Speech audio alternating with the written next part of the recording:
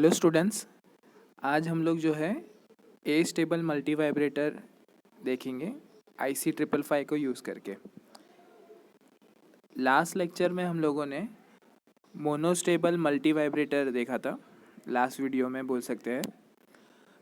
IC 555 जो है 8 pin की IC है, जिसमें फर्स्ट पिन ग्राउंड है, सेकेंड पिन ट्रिगर है, थर्ड पिन आउटपुट है, फोर्थ पिन रीसेट है, फिफ्थ पिन कंट्रोल वोल्टेज है, सिक्स पिन थ्रेशोल्ड वोल्टेज है, सेवन्थ पिन डिस्चार्ज है और 8 पिन VCC है, जैसे कि आप देख सकते हैं वीडियो में। IC 555 को अगर ए स्टेबल मल्टी वाइब्रेटर की तरह यूज़ करना है, ए स्टेबल मल्टी वाइब्रेटर, पहले तो वर्ड का जो ए स्टेबल है उसका मीनिंग समझिए। ए स्टेबल का मतलब होता है, ए का मतलब होता है एब्सेंट और स्टेबल मतलब कोई भी स्टेट जो है, लॉजिक 0 और लॉजिक 1 दोनों भी स्टेट जो है वो स्टेबल नहीं है।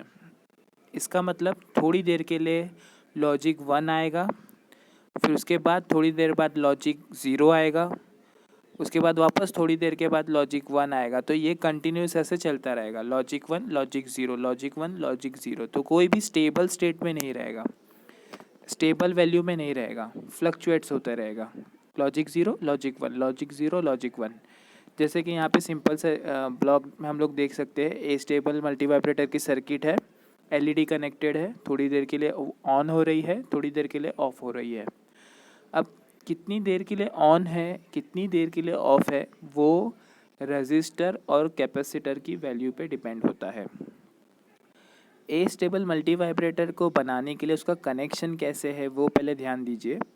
यहाँ पे हम लोग देख सकते हैं कि रजिस्टर RA जो है वो VCC पे कनेक्टेड है एक टर्मिनल, और उसका दूसरा टर्मिनल जो है वो 7 पिन नंबर डिस्चार्ज पे कनेक्टेड है। ठीक है। रजिस्टर RB जो है वो पिन नंबर 6 और पिन नंबर 2 दोनों पे कनेक्टेड है, और उसका जो ऊपर का टर्मिनल है वो डिस्चार्ज पिन पे कनेक्टेड है। कैपेसिटर जो है वो पिन नंबर 6 और पिन नंबर 2 ट्रिगर पिन साथ में कनेक्टेड है वहाँ पे। तो यहाँ पे RA RB और C है। ऐसा कनेक्शन से क्या होता है कि जब कैपेसिटर को चार्ज होना होता है, अब कैपेसिटर चार्ज कैसे होगा, VCC से होगा। तो कैपेसिटर को चार्ज करने के लिए ऊपर 2 रजिस्टर है, RA RB।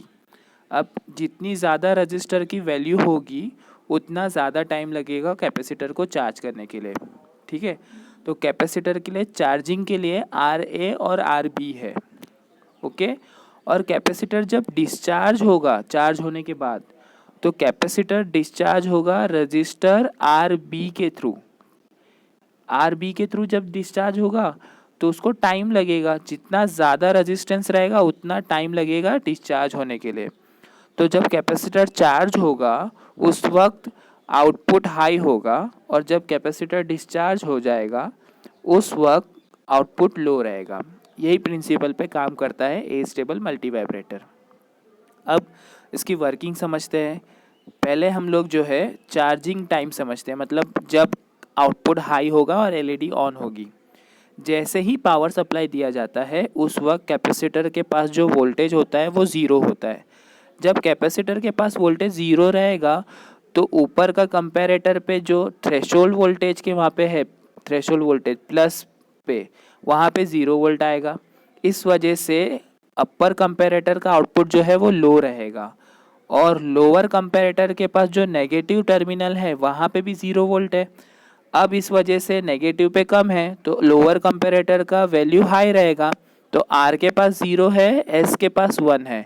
जब ऐसा कंडीशन होता है तो उस वक्त क्या होता है, Q बार जो है, Q बार गौर से देखिए, Q बार जो है वहाँ पे 0 आएगा।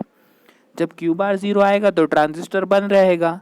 इस वजह से क्या होगा, आउटपुट जो है वो इन्वर्टर है, तो Q बार अगर 0 है तो आउटपुट हाई हो जाएगा, तो LED ऑन हो जाएगी। तो इस ऐसी कंडीशन में जब पावर सप्लाई दिया जाएगा तो वैसे ही जैसे पावर सप्लाई मिलेगा LED ऑन हो जाएगी। जैसे ही हम लोग पावर सप्लाई दे रहे हैं LED ऑन हो गई। साथ में क्या हो रहा है देखिए आप गौर से, कैपेसिटर चार्ज हो रहा है धीरे धीरे, तो चार्ज हो रहा है तो उसका वोल्टेज बढ़ रहा है।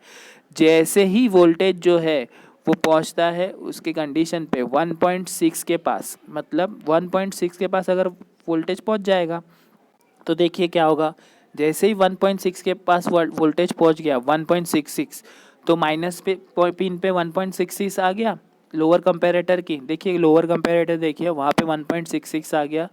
अब माइनस की पिन का वोल्टेज ज़्यादा हो गया, तो कंपैरेटर जो लोअर है उसका आउटपुट लो हो गया। अब लो लो मतलब दोनों जगह लो है, मतलब 0 0, मतलब नो चेंज कंडीशन। तो नो चेंज कंडीशन में जो पहले आ रहा था वही आते रहेगा। पहले क्या था, एलईडी ऑन थी, तो अभी भी एलईडी ऑन ही रहेगी। तो 1.66 वोल्टेज पे क्या बदला गया, आउटपुट तो वही है, हाई है, लेकिन फ्लिप फ्लॉप के पास लो लो आया, मतलब 0 0, नो चेंज कंडीशन। अब कैपेसिटर जो है उसका चार्जिंग कंटिन्यूस चलता रहेगा। ये तो जो एनिमेशन हो रहा है वो एक्सप्लेन करने के लिए रुका हुआ है, लेकिन कैपेसिटर चार्ज होता रहेगा। अब कैपेसिटर जब और चार्जिंग होगी तो उसका वोल्टेज और बढ़ेगा। अब जैसे गौर करने वाली बात है, जैसे ही कैपेसिटर का वोल्टेज 3.33 से ज़्यादा होगा, 3.33 से जैसे ही ज़्यादा हुआ, आप देख सकते हैं, देखो अपर कंपैरेटर के पास में पॉजिटिव टर्मिनल, वहाँ पे जो है 3.34 वोल्ट हो गया, मतलब पॉजिटिव का वोल्टेज ज़्यादा हो गया। इस वजह से अपर कंपैरेटर की वैल्यू हाई हो जाएगी। तो आर के पास 1 हो गया, एस के पास जो है वो लो हो गया। जैसे ही ऐसी कंडीशन होगी तो ये कंडीशन में क्या हो जाएगा, क्यू बार के पास जो लो आ रहा था अब वो हाई हो जाएगा। देखिए क्यू बार के पास जो लो आ रहा था अब वो हाई हो गया। अब हाई हो गया तो ये इन्वर्टर है। अब इन्वर्टर के पास अगर हाई जाएगा तो आउटपुट क्या हो जाएगा, लो हो जाएगा। तो अब एलईडी जो है, एलईडी जो चल रही थी अब वो बंद हो जाएगी। देखिए बंद हो गई। इसके साथ एक और चीज़ हुई, जो ट्रांजिस्टर यहाँ पे कनेक्टेड था वो ट्रांजिस्टर भी ऑन हो गया, क्योंकि क्यू बार हाई हो गया। अब जैसे ही ट्रांजिस्टर ऑन हो गया तो ट्रांजिस्टर किसके साथ कनेक्टेड है, कैपेसिटर के पास, और कैपेसिटर का वोल्टेज कितना है, 3.34 वोल्ट है। अब क्या होगा, जैसे ही ट्रांजिस्टर ऑन होगा कैपेसिटर के पास जो वोल्टेज है वो डिस्चार्ज होना स्टार्ट हो जाएगा। तो अगर कैपेसिटर के पास जो वोल्टेज डिस्चार्ज होगा तो उसका वोल्टेज कम होगा, तो आप देख सकते हैं कि डिस्चार्ज होना चालू हो गया। देखिए अब यहाँ पे डिस्चार्ज, उसका वैल्यू कम हो रहा है। अब जैसे उसका वैल्यू जो है 3.33 हो गया, देखिए ऊपर ऊपर अपर कंपैरेटर के पास 3.33 हो गया, तो यहाँ पे जो पहले हाई था अब वो लो हो गया। अब दोनों जगह लो है, लो लो का मतलब होता है नो चेंज, मतलब आर के पास 0, एस के पास 0, दोनों भी नो चेंज में आ गया। अब नो चेंज मतलब जो पहले चल रहा था वही रहेगा।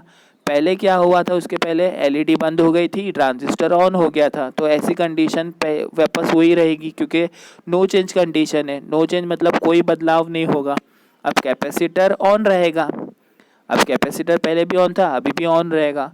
तो कैपेसिटर क्या, सॉरी, ट्रांजिस्टर जो ऑन था पहले भी ऑन था अभी भी ऑन रहेगा।